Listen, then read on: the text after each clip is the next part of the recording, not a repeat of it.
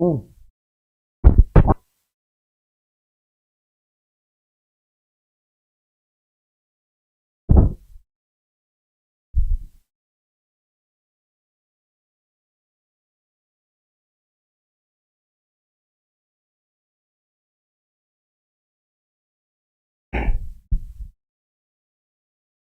नमस्कार, good evening, शुभ संध्या। Teachers academy के इस ऑनलाइन प्लेटफॉर्म पे एक बार फिर से आप सभी लोगों का बहुत बहुत स्वागत है। और जैसा कि आप समझ रहे हैं कि कल से सर्दी का प्रभाव, गलन का प्रभाव कुछ ज्यादा ही बढ़ गया है। तो ठंड का प्रभाव बढ़ चुका है, तो आप लोग ये बच बचा के रहिए। बाहर निकलने से पहले जो है आप लोग जो है संभल के चलिए, ठीक है। और ठंड बहुत ज्यादा लग जाएगी। सभी लोग को गुड इवनिंग। शिल्पी जी वेरी वेरी गुड इवनिंग, स्वागत है। आज सुबह से हम क्लास दे रहे थे तो मफलर उतारे नहीं, क्योंकि ठंडी बहुत लग रही थी। जैसा मैंने उतारा ठंडा ठंडा लगने लगा। हमने कहा लगाए रहते हैं ऐसे। तो जून 2024 को टारगेट में रख करके जो यूजीसी नेट जेआरएफ का बैच स्टार्ट किया गया है आप सभी लोगों के लिए, जिससे हम लोग प्रशासन पढ़ रहे हैं और लोक प्रशासन में संगठन में टॉपिक पढ़ रहे हैं। हम लोगों ने कल मोटिवेशन एक टॉपिक देखा था, इंस्पिरेशन का टॉपिक देखा था। आज एक नए टॉपिक के साथ आते हैं कि संगठन में संघर्ष जो होता है, संघर्ष प्रबंधन क्या होता है। संगठन में संघर्ष प्रबंधन क्या होता है, उस संघर्ष प्रबंधन के बारे में हम लोग यहां बात करेंगे। तो सभी लोग फटाफट आ जाइए, का क्लास को अपनी शुरू करते हैं हम लोग। और जैसा कि आप सभी लोग जानते हैं कि UGC net JRF political science में जितने बच्चे हैं सभी के लिए नया बैच है ये। अगर आप भी जून 2024 में यूजीसी नेट जेआरएफ का एग्जाम देने जा रहे हैं, आपका सब्जेक्ट अगर पॉलिटिकल साइंस है, तो हमारी संस्था के नंबर पे 96 28 95 92 37 पे कॉल या व्हाट्सएप के माध्यम से आप संपर्क कर सकते हैं। और 28 तारीख से लेकर के 1 जनवरी तक के लिए जो आपको सारे सब्जेक्ट में 80% की छूट दी गई है। चाहे आप नेट जेआरएफ का बैच ले रहे हो, टीजीटी पीजीटी का ले रहे हो, एस्टेट का ले रहे हो, एलटी का ले रहे हो, किसी भी बैच ले रहे हो, आपका सब्जेक्ट अगर पॉलिटिकल साइंस है या अदर कोई भी सब्जेक्ट है, उन सभी के लिए 80% छूट आपको दी गई है। साथ ही साथ यूजीसी के फर्स्ट पेपर के लिए भी। तो अगर आप भी तैयारी करना चाहते हैं तो हमारी संस्था के नंबर पे 96 28 95 92 37 पे कॉल या व्हाट्सएप के माध्यम से संपर्क कर सकते हैं। चलिए सभी लोग तो शुरू करते हैं। गुड इवनिंग सभी लोग को, वेरी वेरी गुड इवनिंग। सभी लोग का बहुत बहुत स्वागत है। हम लोग क्लास शुरू करते हैं अपनी। और आज का टॉपिक है, लोक प्रशासन पढ़ रहे थे। लोक प्रशासन में जो टॉपिक हमारा चल रहा था संगठन, और उस संगठन में संघर्ष प्रबंधन क्या है, तो हम बात करेंगे संघर्ष प्रबंधन के बारे में क्या है और उससे संबंधित बातों को। चलिए शुरू करते हैं। संघर्ष प्रबंधन क्या है। सबसे पहला हेडिंग हमारा यह है कि संघर्ष प्रबंधन क्या है, कि संघर्ष प्रबंधन एक्चुअल में होता क्या है। देखिए, अगर संघर्ष के हम बात करें तो इसके बहुत सारे स्रोत हैं जहां से हम संघर्ष के बारे में जान सकते हैं। इसके अलावा संगठन में बहुत से अलग अलग समूह होते हैं जिनके बीच में संघर्ष हो सकता है। यह 2 श्रमिकों के बीच में हो सकता है, 2 कार्यकर्ताओं के बीच में हो सकता है, प्रबंधन और कार्यकर्ता और ग्राहक के बीच हो सकता है। तो संघर्ष कहीं भी हो सकता है, किसी भी स्थिति में हो सकता है। सभी लोगों को गुड इवनिंग सभी लोग को। तो किसी भी समय में संघर्ष हो सकता है, यह बात यहां पे क्लियर रखिएगा। सभी मामलों में प्रबंधक को संघर्ष से बचने के लिए अपने स्तर पर सर्वोत्तम प्रयास करना चाहिए। किसको? प्रबंधक को। जो प्रबंधक होता है उसको संघर्ष से बचने के लिए सर्वोत्तम प्रयास जो है उसको करना चाहिए। तो यही है संघर्ष प्रबंधन। लेकिन अगर ऐसा होता है तो उसे जल्द से जल्द इसका प्रबंध करने का प्रयास करना चाहिए ताकि उत्पादन में बाधा ना आए। तो संघर्ष में जब आप कहीं संगठन में काम करते हैं तो संगठन के अंतर्गत जितने भी समूह होते हैं, कर्मचारियों के बीच में संघर्ष हो सकता है, जो कार्यकर्ता होते हैं संगठन में उनके बीच में संघर्ष हो सकता है, जो प्रबंधक होते हैं, जो कार्यकर्ता होते हैं उनके बीच में संघर्ष हो सकता है, जो प्रबंधक होते हैं कार्यकर्ता होते हैं उनके बीच में हो सकता है, कार्यकर्ता ग्राहक के बीच में संघर्ष हो सकता है किसी परिस्थिति में। और जो संगठन का जो प्रबंधक होता है उसका यह दायित्व होता है कि वो ऐसी स्थिति उत्पन्न ना होने दे और इसके लिए सर्वोत्तम प्रयास करे। ठीक है, यह बताया जाता है।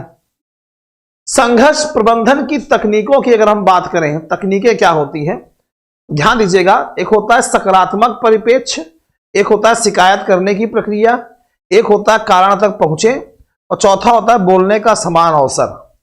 बोलने का समान अवसर। सभी लोग को नमस्कार। जिद्दीर साहब मुझे हेलो नमस्कार, सबका बहुत बहुत स्वागत है। नमस्कार, गुड इवनिंग सभी लोगों को। तो संघर्ष प्रबंधन की तकनीक क्या क्या होती है? 4 होते हैं, एक एक को देखेंगे और यहां से प्रश्न यूजीसी नेट जेआरएफ में लोक प्रशासन में आता है। संगठन के बारे में जब हम बात कर रहे हैं तो संगठन का सबसे पहला है सकारात्मक परिप्रेक्ष्य। अब जब सकारात्मक परिप्रेक्ष्य के बारे में देखते हैं तो सकारात्मक परिप्रेक्ष्य क्या होता है, चलिए उसको देख लेते हैं। तो सकारात्मक परिप्रेक्ष्य क्या कहता है संगठन का, कि इस तथ्य से कोई इंकार नहीं कर सकता कि जो संघर्ष होता है ना, विवाद होता है, संघर्ष होता है, लड़ाई झगड़ा होता है, सामान्यतः एक नकारात्मक शब्द है। कौन सा शब्द है? निगेटिव। ठीक है, निगेटिव वर्ड है, नकारात्मक शब्द है। लेकिन इसकी पूरी कहानी यही नहीं है कि संघर्ष है तो हमेशा नकारात्मक रूप में होगा, नहीं, यह एक सकारात्मक पक्ष भी है, पॉजिटिव वे में भी है। यह पूरी तरह से जो प्रबंधक होता है उस प्रबंधक के स्तर पर और वह संघर्ष को कैसे देखता है इस पर निर्भर करता है कि जो मैनेजर होता है, जो प्रबंधक होता है, वो उसके स्तर पर कि उसका लेवल क्या है। और संघर्ष जब होता है संगठन में तो उस संगठन में संघर्ष को कैसे देखता है कि हम इस संगठन का प्रबंधक हम हैं और हमारे होते हुए संगठन में संघर्ष हो रहा है, लोगों के बीच में वाद विवाद हो रहे हैं, झगड़े हो रहे हैं, लड़ाइयां हो रही हैं, तो कैसे हो रही है, किस नजरिए से देखता है कि हटा दो, भगा दो यहां से सब लोगों को, जब देखो तब लड़ाई झगड़ा करते रहते हैं। ऐसा भी हो सकता है। कोई प्रबंधक ऐसा होगा, बुलाएगा, प्यार से बैठाएगा, बताइए सर क्या बात हो गई, आपको क्या तकलीफ हो गई कि आपस में ही आप एक संगठन में काम करते हैं, आपस में विवाद हो गया, सुलझाने का प्रयास करेगा। तो सकारात्मक पक्ष यही है संगठन के जो संघर्ष प्रबंधन की तकनीक में, जो सकारात्मक परिप्रेक्ष्य है वो यही है कि अगर जब संघर्ष की स्थिति होती है तो प्रबंधक के स्तर को देखा जाता है और वो किस तरह से उसका निदान करता है इसमें देखा जाता है। जिद्दी जी बिल्कुल, बहुत स्वागत है, नमस्कार। ठीक है, ये होता है संगठन में संघर्ष को प्रबंधित करने के सर्वोत्तम तरीके में से एक इसे स्वाभाविक रूप से होने वालों पहलू के रूप में सोचना है। यह उन्हें संघर्ष के प्रति सकारात्मक दृष्टिकोण प्रदान करता है। यदि प्रबंधक इसे ठीक से संभालने का प्रयास करे तो यह कई संगठनों के लिए बहुत ही ज्यादा क्या हो जाता है, मददगार साबित हो सकता है और संघर्ष से छोटी कंपनियों को काफी हद तक मदद मिल सकती है। तो अगर किसी भी संगठन में जब संघर्ष की स्थिति आती है तो संघर्ष शब्द सुन लिए हम लोग, मारपीट शब्द सुन लिए तो हम लोग ये सोच लेते हैं कि नकारात्मक है, मारपीट किए हैं, बेवकूफ आदमी है, इस तरीके से। लेकिन इसका जो सकारात्मक पक्ष होता है संघर्ष का संगठन में, कि जब संघर्ष की स्थिति पैदा होती है तो वहां पे जो संगठन का प्रबंधक होता है वो कैसे, उसका स्तर क्या है, वो किस तरह से उस चीज को देखेगा कि जो संघर्ष हुआ है क्यों हुआ है, कैसे उसको सुलझाएगा, कैसे उसे निपटेगा, डांट बिगड़ करके, प्यार से समझा करके, आपस में कंप्रोमाइज करा करके। ये एक सकारात्मक पक्ष को दिखाता है। तो संघर्ष प्रबंधन की एक तकनीक होती है ये, जो सकारात्मक परिप्रेक्ष्य होता है। ठीक है, दूसरा, और यह सीखने का आधार बनता है, इससे इंसान सीखता है, बिल्कुल सही है, और नवाचार, इनोवेशन और उन्नयन के लिए जमीन प्रदान करता है। कुछ ना कुछ आदमी सीखता है कि बताइए इतने अच्छे प्रबंधक महोदय, इतना अच्छा संगठन है, इतना बड़ा विवाद हो गया, झगड़ा हो गया, लेकिन मामला सुलटा लिया, लेकिन वहीं पर झगड़ा हो गया तो मार के भगा दिए होते, वायरल हो गए होते, दिक्कत हो जाती तब। ठीक है, ये होता है। आगे है शिकायत प्रक्रिया। दूसरा था शिकायत प्रक्रिया की संघर्ष प्रबंधन की तकनीक में, दूसरा क्या है, शिकायत प्रक्रिया। और शिकायत प्रक्रिया क्या होती है, कंप्लेन जो प्रोसीजर होता है उसमें होता क्या है, आमतौर पे देखा जाता है कि कर्मचारी जो होते हैं प्रबंधन के सामने अपनी भावनाएं व्यक्त करने में अच्छे नहीं होते हैं। बिल्कुल सही बात है। बहुत से इंसान ऐसे होते हैं जिस संगठन में काम करते हैं तो जो मैनेजमेंट होता है उसके सामने अपनी बातों को ठीक से रख नहीं पाते, अपनी भावनाओं को रिप्रेजेंट नहीं कर पाते, अपनी बातों को बता नहीं पाते हैं, और ऐसी संभावना है कि आंतरिक भावनाएं संगठन में बड़े स्तर पर संघर्ष का कारण बन सकती हैं। आंतरिक भावना जो मनुष्य के अंदर होती हैं वो बड़े स्तर पर संगठन में संघर्ष का कारण बन सकती है, बड़े स्तर पर। और इसमें क्या कह रहा है, इसमें क्या कह रहा है, इसीलिए संघर्ष के प्रबंधन के दौरान प्रबंधन को, यानी प्रबंधक होगा यहां पे, प्रबंधक को संगठन में एक व्यवस्थित विभाजन बनाना चाहिए, व्यवस्थित विभाजन बनाना चाहिए जो श्रमिकों यानी मजदूरों को प्रबंधकों के साथ अपनी भावनाओं को स्वतंत्र रूप से व्यक्त करने में सक्षम बनाए।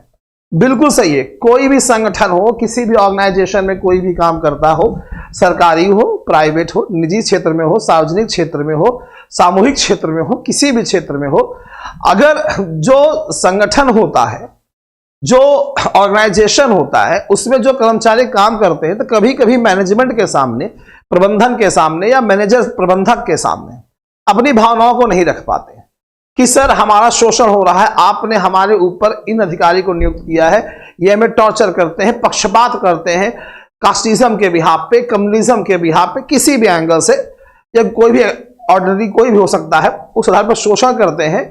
तो इसीलिए संघर्ष के प्रबंधन के दौरान प्रबंधक को संगठन में एक व्यवस्थित विभाजन बनाना चाहिए जो श्रमिकों को प्रबंधकों के साथ अपनी भावनाओं को स्वतंत्र रूप से क्या कर सकता है, अपने विचारों को व्यक्त करने में सक्षम बनाए कि हम जाकर के सर से बात कर लेंगे कि आखिर ऐसा मेरे साथ क्यों हो रहा है, अक्सर देखने को मिलता है। तो यह संघर्ष प्रबंधन होता है, एक प्रबंध होता है ये, इसमें कर्मचारी अपने प्रबंधक से जाके बात कर सकता है कि सर ये समस्याएं हैं, ये होना बहुत जरूरी होता है। ठीक है, अब इसके अलावा चलते हैं और आगे, ऐसा माहौल बनाया जाए, आगे इसी में है, उसी में क्या कह रहा है,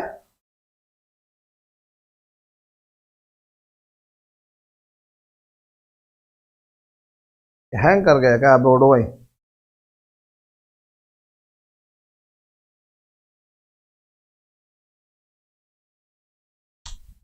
ये चौथा आ गया अभी सब।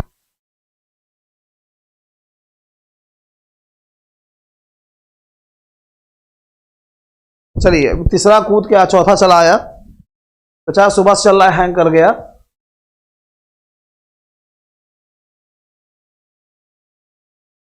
ठंडी लग गई बोर्ड महोदय को भी, सुबह से इसको लोग चौके जा रहे हैं, चौके जा रहे हैं, ठंडी तो लगेगी बेचारे को। ठीक है, तो दूसरा आपने देखा यहां पे कि एक संगठन में प्रबंधक और श्रमिकों का, कर्मचारियों के बीच में ऐसी व्यवस्था होनी चाहिए जिससे तमाम चीजें हों। ठीक है, अरे चल भाई आगे पीछे हो जा, अभी सज्जन पुरुष को बंद करना। चौथा देखते हैं कि बोलने का समान मौका। चलिए 4 बिंदु है, चौथा हम देखते हैं, तीसरे बात करते हैं। स्टूडेंट ने शिकायत की एग्जाम बहुत कठिन आया तीसरे का, जी बिल्कुल बिल्कुल। तो बात करते हैं कि सभी को बोलने का समान मौका। तो जो संघर्ष प्रबंधन की तकनीक होती है, उसमें एक तकनीक यही होती है, सभी को बोलने का समान मौका मिलना चाहिए। क्यों? क्योंकि जब संगठन में, जब ऑर्गेनाइजेशन में सभी लोगों को बोलने का समान अवसर नहीं मिलेगा, भेदभाव होगा, तो जाहिर सी बात है उस संगठन में संघर्ष की स्थिति उत्पन्न हो जाएगी। और जब संघर्ष की स्थिति उत्पन्न हो जाएगी तो प्रबंधक की रिस्पॉन्सिबिलिटी हो जाएगी कि उसको संभाले। लेकिन अच्छा संघर्ष प्रबंधक वही कहलाता है जो ऐसी स्थिति उत्पन्न ना होने दे। संगठन में जितने भी लोग होते हैं सभी को समान रूप से अपने विचारों को व्यक्त करने, अपने बातों को रखने का पूरा अवसर मिलना चाहिए। और यह हमारे भारत देश का संविधान भी कहता है, जिसका उल्लेख भारत देश के संविधान में भाग 3 में अनुच्छेद 19 में लिखा हुआ है, भाषण एवं अभिव्यक्ति की स्वतंत्रता। आपने पढ़ा है संविधान, उसमें जानते भी हैं। तो ये चीजें भी होनी बहुत जरूरी होती हैं। तो सभी को बोलने का समान मौका मिलना चाहिए। यह भी संघर्ष प्रबंधन की क्या होती है, एक तकनीक होती है। क्या होती है? एक तकनीक होती है। इस चीज को अच्छे से याद रखिएगा। ठीक है, आने दीजिए सज्जन महोदय को, खुलने दीजिए। ठंडी का मौसम है तो ये आदमी हैंग कर जा रहा है, तो इस बोर्ड की क्या हैसियत है, हैंग तो ये भी करेगा। ठीक है, एडमिन साहब खुल रहे हैं और टाइम लेते हैं, ये वर्कलोड ज्यादा है इनके ऊपर, सुबह 8 बजे से क्लासेस शुरू हो जाती हैं। चलिए, नोट महोदय कहाँ हैं?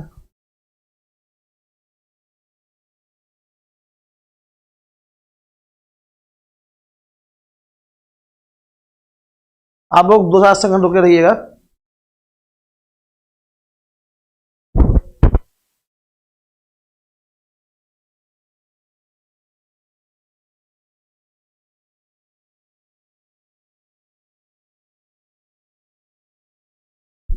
भैया आप कह रहे बता दे रहे हैं।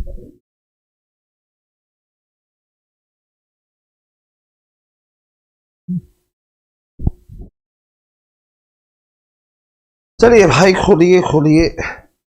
हाँ आ गया, रुक जाइए सर।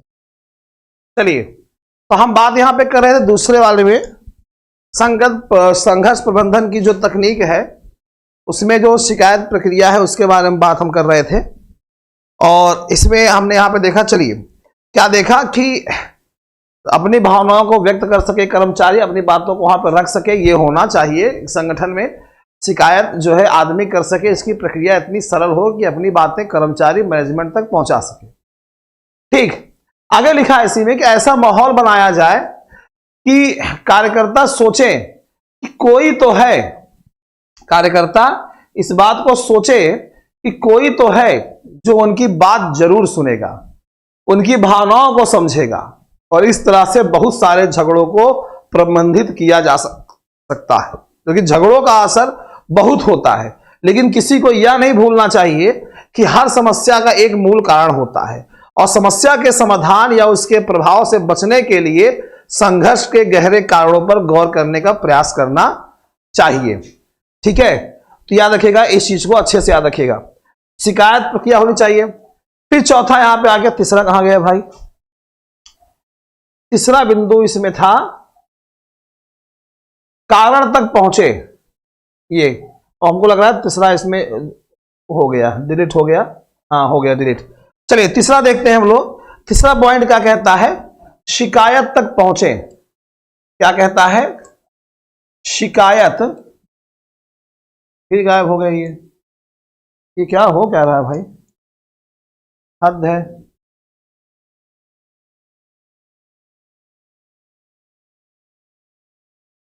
ये आज हैंग कर रहा, लगता है हमारे सारी समस्या होगी है क्या?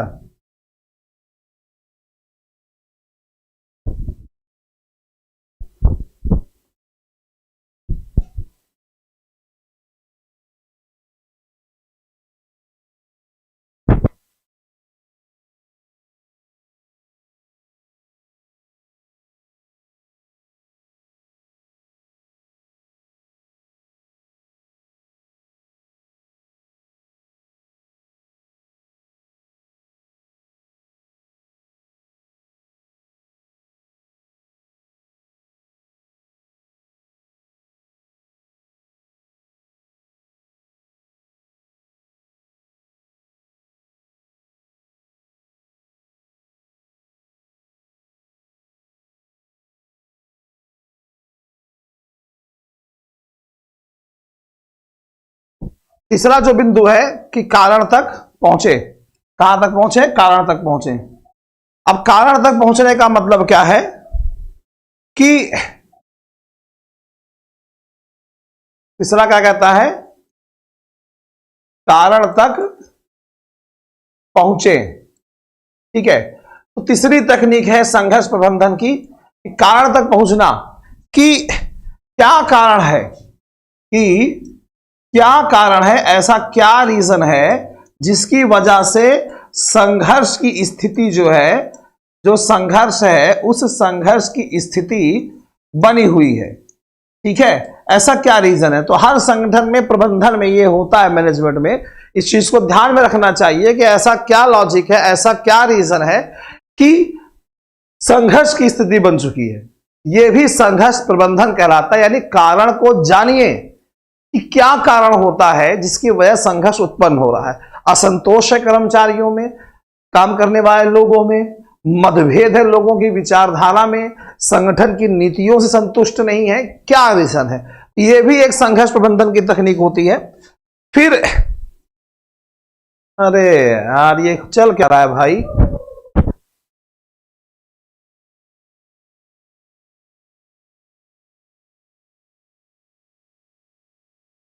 सही हो गया, ये बार बार हैंग कर।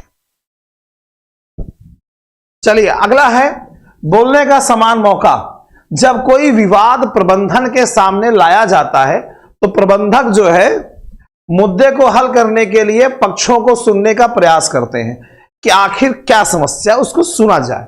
लेकिन अधिकांश समय प्रबंधक संघर्ष के सभी पक्षों को समान आवाज देने में विफल रहते हैं। कई बार संगठन में ऐसा होता है, कुछ चापलूस टाइप के लोग होते हैं जो अपनी बातों को जी हुजूरी करके रख देते हैं, और जो उस तरह के सीधे साधे इंसान होते हैं, कर्मठ होते हैं, जो सिर्फ काम से मतलब रखते हैं, चापलूसी से मतलब नहीं रखते हैं, वो क्या करते हैं, अपनी बातों को वहां तक ठीक से पहुंचा नहीं पाते, एक्सप्रेस नहीं कर पाते, बता नहीं पाते।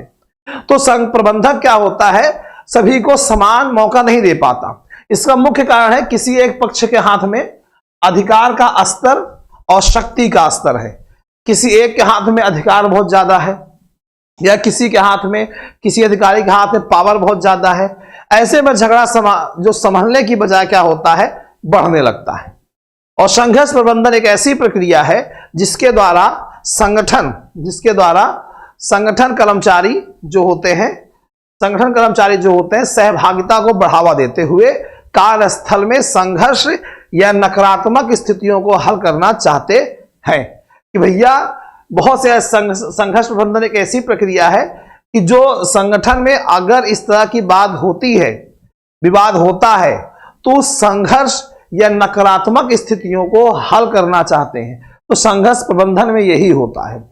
और संघर्ष प्रबंधन एक सुरक्षित सहायक वातावरण में सीखने को प्रोत्साहित करता है। संघर्ष प्रबंधन प्रोत्साहित करता है और ऐसे डिसीजन लेता है जिससे स्थिति में सुधार होता है, या ग्राहकों के साथ भरोसेमंद रिश्ते बनाए रखता है, समूहों की प्रभावशीलता में सुधार करता है, और साथ ही साथ इस बात को सुनिश्चित करता है कि कर्मचारी सुधार के लिए विचारों की रिपोर्टिंग करने में सहज महसूस करें, कि कर्मचारी को यह महसूस हो कि कैसे सुधार और किया जा सकता है, किस तरह से हम और चीजों को बेहतरीन बना सकते हैं, यह होता है। तो संघर्ष प्रबंधन में ये सारी चीजें जो है होती हैं, ये होना चाहिए। फिर यहां पे दिया है संघर्ष प्रबंधन के प्रकार क्या होते हैं। सबसे पहले लिखा है प्रतिस्पर्धा। प्रतिस्पर्धी संघर्ष प्रकार मुखरता को अधिक महत्व देता है। किसको? मुखरता को। और सहयोग को कम महत्व देता है। किसी भी काम को करने से मुकर जाना, यार छोड़ो नहीं करेंगे, वो करेगा, कोई टेंशन नहीं है, वो कर लेगा, तो किसी भी काम को ज्यादा तवज्जो नहीं देते हैं। तो कार्यस्थल पर इस प्रकार को अपनाने का मतलब यह हो सकता है कि आप समझौता करने या अन्य दृष्टिकोण को सुनने के लिए तैयार नहीं है, मुकर जाएंगे, हमें कोई मतलब नहीं है, खड़ा भगा यहां से, हमको नहीं सुनना कोई बात, हम नहीं सुनेंगे ना, बात खत्म, एक बार बोल दी, दैट्स इट, इस तरीके से मुकर जाते हैं। तो यह भी होता है संघर्ष, एक तरीका यह भी संघर्ष प्रबंधन में एक चीज देखने को मिलती है। दूसरा होता है समझौता। संघर्षों को सुलझाने के लिए समझौता एक बहुत ही बेहतरीन तरीका होता है। इसमें शामिल सभी पक्षों से मध्यम दृढ़ता और सहयोग की मांग की जाती है। तो जब तक एक समझौते पर पहुंचते हैं जो इसमें शामिल सभी के लिए काम करता है। समझौता सभी पक्षों को समान रूप से संतुष्ट करते हुए मुद्दे को जल्दी से जल्दी संबोधित करते हुए समय की कमी को आपके पक्ष में काम करने की अनुमति देता है। तो जब संगठन में संघर्ष की स्थिति पैदा होती है तो उसका एक प्रकार होता है समझौता। क्या होता है? समझौता। और यह संघर्ष को सुलझाने के लिए बहुत ही बेहतरीन तरीका होता है कि सभी पक्षों में मध्यम दृढ़ता और सहयोग की मांग की जाती है। भैया आपस में मिल के रहिए, मिलजुल के काम करिए, किसी का किसी से किसी प्रकार का कोई मतभेद ना हो। और क्या होता है? मिलनसार। मिलनसार संघर्ष प्रबंधन के प्रकारों में एक होता है मिलनसार। समायोजन पूर्ण संघर्ष समाधान शैली किसी एक पक्ष की आवश्यकताओं या इच्छाओं को थोपे बिना असहमति को हल करने का प्रयास करती है। इसको असहमति को हल करने का प्रयास करती है।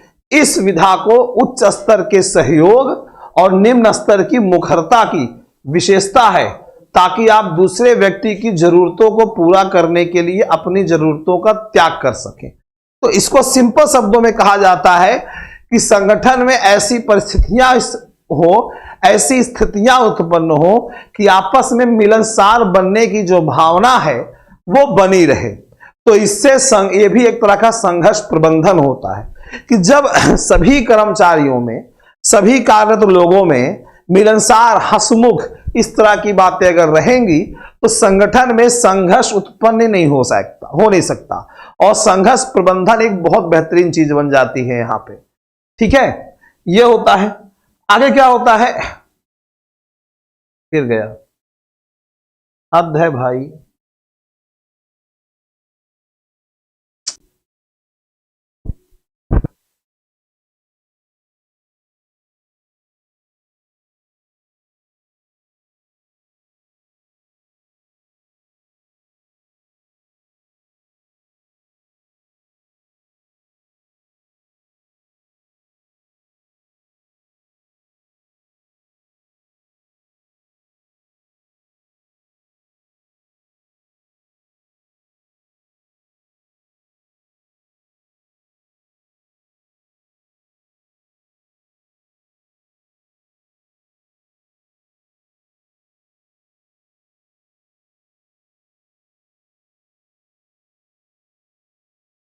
आज लगता है कि ये डिजिटल बोर्ड हमसे खफा है, बार बार डिस्टर्ब कर दे रहा है। ये भाई मशीन है तो मशीन खराब तो हो ही सकती है, जाहिर सी बात है।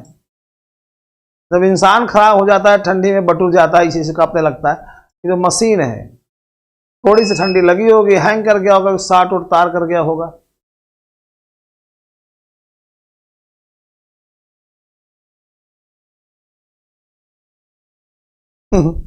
चलिए आप लोग बने रहिए क्लास में। अब क्या कर सकते हैं, ये समस्याएं, टेक्निकल चीज में समस्याएं अक्सर कई बार, कई मर्तबा, कई जगहों पे आ जाती हैं। भाई चालू हो जाओ, इस तरह की समस्याएं ना क्रिएट करो। कहते हैं ना, जिसकी वैल्यू ज्यादा होती है ना, कभी कभी वो भाव खाने लगते हैं। इसको पता है डिजिटल बोर्ड को कि हमारी वैल्यू बहुत ज्यादा है, बिना हमारे कोनो काम हो नहीं पाएगा। और आज के आधुनिकता के इस दौर में ये सच बात है कि हम मशीनों पर ज्यादा निर्भर हैं और यही रीजन है कि ये भी भाव खाने लगा, बार बार हैंग हो जा रहा है।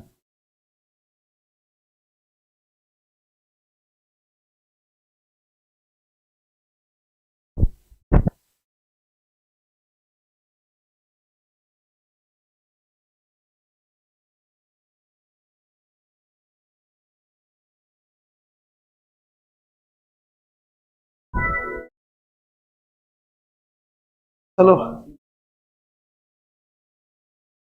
चल भाई चालू हो जा, क्लास बहुत डिस्टर्ब कर दे रही है।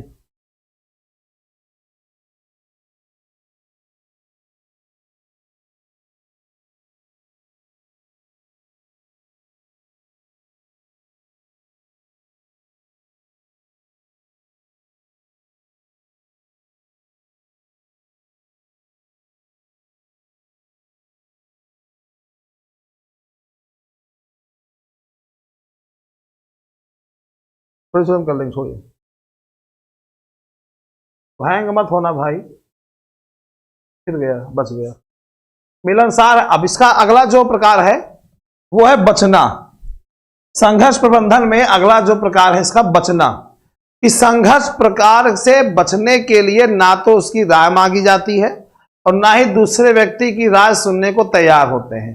तो संघर्ष से बचने के लिए, संघर्ष के प्रकारों से बचने के लिए ना तो किसी की, उनकी जगह किसी होगी, किसी की राय मांगी जाती है, ना दूसरे व्यक्ति की राय सुनने को तैयार होते हैं। वो बातचीत से बचेंगे, बैठकें रद्द करेंगे, विवादों से पूरी तरह बचने के लिए विषय बदल देंगे। और ऐसी चीजें जब होती हैं तो संगठन में संघर्ष की स्थिति सदैव विद्यमान रहती है, हमेशा विद्यमान रहती है। जब आपको पता है, आप एज अ वर्कर संगठन में काम कर रहे हैं, आपको पता हम ये करेंगे चीजें बेटर हो जाएंगी, लेकिन जब आपकी बात सुनेंगे ही नहीं, बैठक होगी, मीटिंग होगी, अपनी बातों को आपको रखने दिया ही नहीं जाएगा, तो विवाद की स्थिति बनी रहती है। तो ऐसा ना होने पाए इसलिए संघर्ष प्रबंधन बहुत आवश्यक है। फिर दिया सहयोग। सहयोग करना एक संघर्ष प्रबंधन शैली है जिसमें सभी पक्षों को एक ऐसे समाधान के लिए मिलकर काम करने की आवश्यकता होती है जिससे सभी को लाभ हो। और सहयोग करना तब सबसे ज्यादा प्रभावशील हो जाता है जब आपके पास पर्याप्त समय हो और मुद्दों पर खुलकर ईमानदारी से चर्चा करने की क्या हो, आपके पास क्षमता हो। तब सहयोग की भावना बहुत बढ़ जाती है और ऐसी स्थिति में संघर्ष प्रबंधन बहुत बेहतरीन होता है कि इससे जब सहयोग की भावना हो जाएगी तो संघर्ष उत्पन्न ही नहीं हो पाएगा। ये लो आगे है, संघर्षों से निपटने के लिए सबसे प्रभावी रणनीतियां क्या होती है। पहला होता है सूचना, दूसरों के साथ प्रभावी ढंग से संवाद करने के लिए। दूसरों के साथ प्रभावी ढंग से संवाद करने के लिए पहले किसी तर्क के सभी पक्षों को ध्यान से सुनना चाहिए और यह अन्य दृष्टिकोण को सुनने से पहले प्रतिक्रिया को प्राथमिकता देने के विपरीत है। तो जब भी कभी संघर्ष की स्थिति उत्पन्न होती है संगठन में, तो सबसे पहला काम सुनने को प्राथमिकता दीजिए कि अगर किसी के साथ हम संवाद कर रहे हैं, बातचीत कर रहे हैं, तो पहले किसी के तर्क के सभी पक्षों को ध्यान से सुने। यह बंदा कह क्या रहा है, ये जो बड़ी बात रख रहा है, इसके जो तर्क हैं वो सत्य है या नहीं है, सही है या नहीं है, इस चीज को ध्यान रखें। उसके बाद उसको क्या दें, प्रतिक्रिया दें। इससे संघर्षों से निपटने के लिए सबसे प्रभावी रणनीति होती है सूचना। दूसरा होता है हास्य। बिल्कुल, हंसना तनाव को कम कर सकता है, जिससे संघर्ष समाधान की संभावना को अधिक हो सकती है। बिल्कुल सत्य बात है, बिल्कुल सत्य बात है, बिल्कुल सच बात है। लोक प्रशासन ने पूछता है कि किसी भी प्रकार के संघर्ष से निपटने के लिए जो प्रभावशाली तरीके होते हैं, उन तरीकों में से सबसे सर्वोत्तम तरीका होता है हास्य, हंसना, मुस्कुराना। आप जिस संगठन में काम कर रहे हैं वहां पे बहुत ऐसे लोग होते हैं जिनकी बातें आपको चुभ सकती हैं, लेकिन आप हल्का सा स्माइल दे करके निकल जाइए। एक बार हो, दो बार हो, तीन बार हो, अगली बार बंदा समझ जाएगा कि मेरी बात का लोड नहीं ले रहा है, तो वहां पे संघर्ष की स्थिति नहीं पैदा हो पाएगी। तो संघर्ष से निपटने की एक बहुत ही प्रभावशाली तकनीकी होती है हंसना। ठीक है, ये होता है। फिर इसके बाद क्या होता है, भावात्मक बुद्धि। फिर इसके बाद दिया हुआ है भावात्मक बुद्धि। क्या दिया है, भावात्मक बुद्धि। अब भावात्मक बुद्धि क्या होती है, यह तकनीक दूसरों के तर्कों से निपटने समय शांत रहने की तर्क संगतता को बढ़ावा देती है।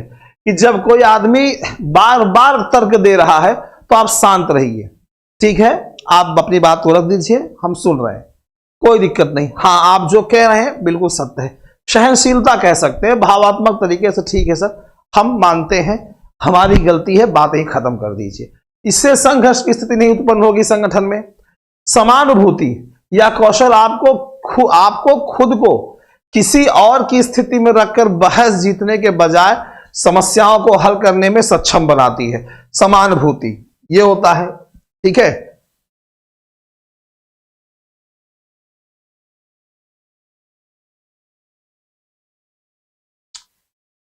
तो ये सारी चीजें क्या होती हैं, इसमें बताई जाती हैं।